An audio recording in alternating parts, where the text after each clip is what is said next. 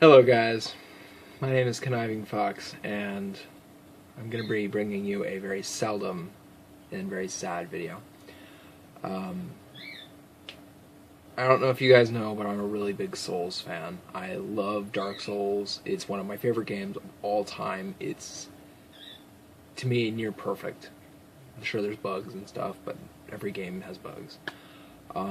I love Bloodborne. It was an incredible game for me to play through, and I'm still on my second playthrough, and I'm still loving the living shit out of it, despite how hard it is for me. And we don't talk about Dark Souls 2, so let's not talk about that. I have some sad and disheartening news. According to GamesRadar, it sounds like Dark Souls 3 is really going to be the last Souls game. It's literally the title of the article. According to Hidetaka Miyazaki, he stated, "I don't think that Bloodborne. I don't think it'd be right to. I don't think it'd be the right choice to continue indefinitely creating Souls and Bloodborne games. I'm considering Dark Souls 3 to be the biggest closure in the series," he said. It doesn't sound like he's alone in thinking that either. That's not just limited to me, but FromSoftware and myself together want to aggressively make new things in the future.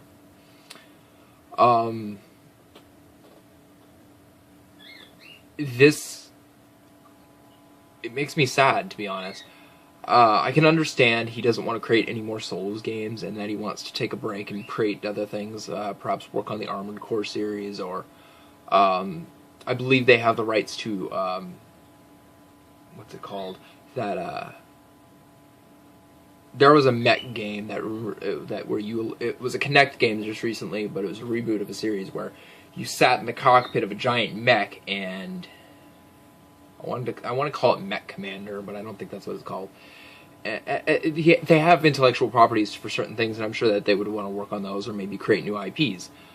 But for me, FromSoftware is Souls. I know FromSoftware because of the Souls series. I remember playing Armored Core as a kid with my friend down the street, not knowing FromSoftware as the developer itself. I just remember mechs, making them pink, and shooting out my friend like a crazy motherfucker. That's what I remember as a kid. Then my brother comes over, and he's got a copy of Dark Souls for the PS3. I was so intrigued by the idea of an incredibly hard RPG. No, this was before I even really knew what gaming was. I didn't even know that it was classified as an RPG. This is how newbie I was. But seeing my brother play it, and him telling me it's one of the most difficult games you'll ever play, I'm like, I think I can beat it. I'll give it a shot. I give it a shot. I was never able to get past the Asylum Demon for the longest time. That's how sad it was. So, eventually I picked the controller up again after 2 years and owning a copy on the 360, again thanks to my brother, and I played through it. I beat the game. Of course on New Game, not on New Game Plus. I'm still working on my New Game Plus playthrough. I'm currently stuck on the 4 Kings because the 4 Kings are bitches. But, when I beat the game, that was the greatest moment of satisfaction in my life. I mean, next to graduating high school. It's pretty incredible how amazing this game made me feel. So, and then I went and started Bloodborne, and I was just... The worlds that Mr. Miyazaki creates is absolutely incredible. He puts his blood, sweat, and tears into these things. I mean, obviously the game developers do that. They're the artists and the 3D animators and everything. Like, they do that, but his ideas are written on paper and so fluidly put into reality in these games. It's shocking. These games truly are a work of art. I mean, if you've seen some of the concept drawings for just multiple characters, you'll see that these have thought in them. This isn't Call of Duty shooty boom boom every fucking year. This is, we're going to put work into our game. We're going to make sure that this game is perfect on every level that we can possibly imagine. If it's got issues, we will fix them And if the community wants stuff, we will implement it into either DLC or a future update. This is how dedicated FromSoftware is with their games, and I thoroughly appreciate it. That's why I consider Dark Souls a better game than Skyrim. I don't care who you are. You cannot convince me otherwise. Skyrim was a buggy, uninteresting mess. The only thing I thought was cool was the dragons. That was it. I wasn't interested in going in 3D, in dungeons rendered in 3D first person. The third person sucked. Nobody even plays Fallout. I can't imagine people play Fallout 4 in third person. So Bethesda's third person kind of sucks. So playing a dungeon in first person sucked. I didn't enjoy it. The mechanics felt stiff and clunky. And Skyrim is not everything it's meant to be. It wasn't everything I thought it was going to be. And like I said in the Costia video, I played Skyrim for a lot of hours, but I never beat it because I wasn't intrigued enough to do so. So, playing through, but Dark Souls, it always stuck with me. I always had that urge, that encouragement to go back and play it again. There were so many times where I gave up. It took me, I kid you not, 2 years to beat Orenstein and Smo. Wow. It's that level of dedication, though, and that challenge. You sit there, and I can beat a Call of Duty game on Veteran. I always play Call of Duty on Veteran. Okay? I'd never play it any other setting because I want a challenge. I want to play the game to its fullest potential. Halo. I can't beat a Halo game on Legendary solo to save my ass. So I most of the time primarily just play them on Heroic. And if I can't beat it on Heroic, I'll play it on Normal like a pussy. But, I want challenge. And that all stems from Dark Souls. After that 2-year gap of just trying hard and just doing whatever I could to beat Ornstein and Smo, I kept hitting a brick wall, and I couldn't figure out how to do it. I don't remember how I beat them. I believe I beat them with the Lightning Spear. I killed both of them with the Lightning Spear, and I understand that Ornstein is actually weak to lightning, so I believe, or not weak to lightning, but resistant to lightning. So I believe I did use a different weapon, but I can't remember what weapon I used. I think it was the halberd, and I just put fire paper on it like a crazy motherfucker. Or whatever it is. I believe it's called fire paper, but I know that's what it's called in Bloodborne. I think it's called something else in Dark Souls. It's been a while since I played. But when I beat Ornstein and Smo, that was one of the bigger moments in my life. I was like, I dropped my controller, I went screaming around the house. It was incredible to finally beat one of the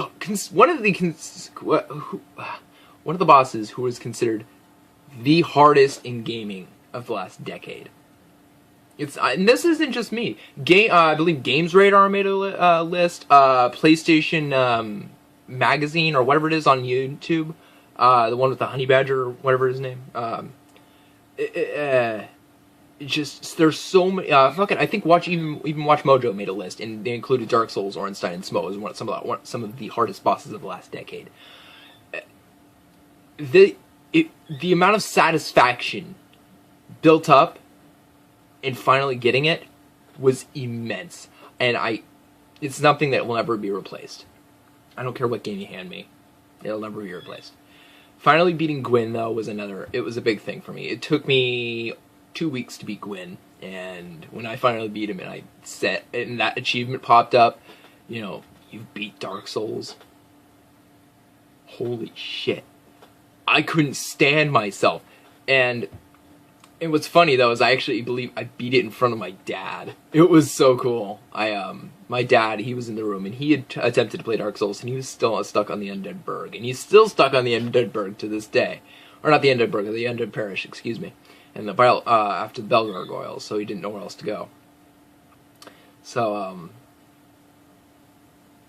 beating it in front of him, I don't think encouraged him to play it. He still, to this day, adamantly denies liking Dark Souls. He thinks it's an atrocious game because of the sound. Because you hear the armor clinking around. I don't listen to the armor. I really don't care. If that's a gripe with you guys, hey, that's more. I don't really care. That's you, not me. I don't really care. I think the game is a masterpiece, a flawed masterpiece at that. Like Game Trailer says, but certainly it's a masterpiece in my eyes. But digressing an ass ton. I am like the Sam Perel here, the author of the article here. He's eagerly waiting the Old Hunters DLC for Bloodborne, as am I. If this Old Hunters DLC seems to be the last thing we're going to get Souls-related until Dark Souls 3, and its subsequent DLCs, or DLC, I guess that'll be it. And I don't know what I'll do with myself at that point in time. Dark Souls 3 is an incredible game. Or not Dark Souls 3, but the Dark Souls series in general, and the Souls series in its entirety. I would love to play Demon Souls. I never had a PS3 when it was released. I actually had an Xbox 360, so I beat Dark Souls on that, like I said. And then I just recently bought a PS4, so I have beaten Bloodborne. So I'm kind of hoping around the same time that Dark Souls 3 gets released that we actually have an HD remake, or an HD remake of Demon Souls and Dark Souls ported over to the PS4 and the Xbone, because it would give people on Xbox a chance to play the Demon Souls as well as have an HD remake of Dark Souls, and then have all the Souls games on. Well, obviously all the Souls games would be on PS4, but some of the games would be on Xbox 360. So that's just me. I would love to play Demon Souls. I never got to play it. I've heard amazing things about it. But I wanted to make a video because I needed an idea for one, and this is the one I'm most passionate about. I needed videos that I'm going to be passionate about and have a lot to say about this, and Dark Souls is certainly something that I have a lot to say about, because it's one of the most... I have the most passion with this game. I have the most memories with this game. I love my copies. Even Dark Souls 2. I have a copy of Dark Souls 2 that I got for cheapy at GameStop. And it just came with one of those cheap-ass GameStop covers.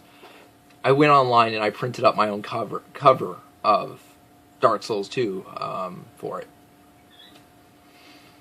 And, you know, despite the fact that I absolutely despise Dark Souls 2 and I don't like talking about it, it's not that I'm stuck on it. I at this point I am stuck on it. I'm stuck on the Dux de Freya.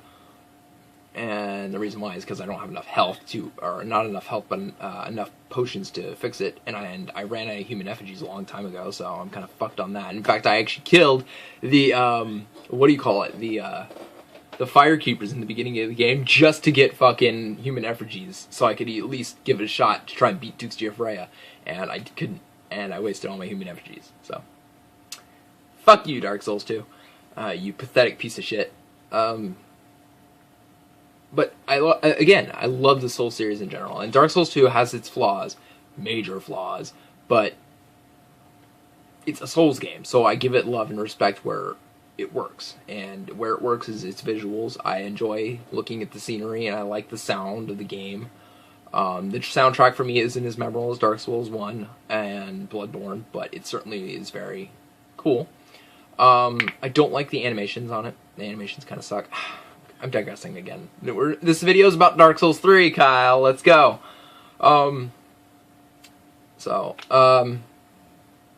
If Dark Souls 3 really is the last Souls-esque game, rest in peace, Souls. I hope that this is just a hiatus, and I will get to see you again, my baby. And I hope that with Dark Souls 3 being the last Souls game, I hope that people will go and pick up older Souls games to play them and enjoy them, much like I have and many others. So, with all this being said, my name is Conniving Fox, and Dark Souls will be missed, as well as the Souls series in its entirety. I'll see you guys later.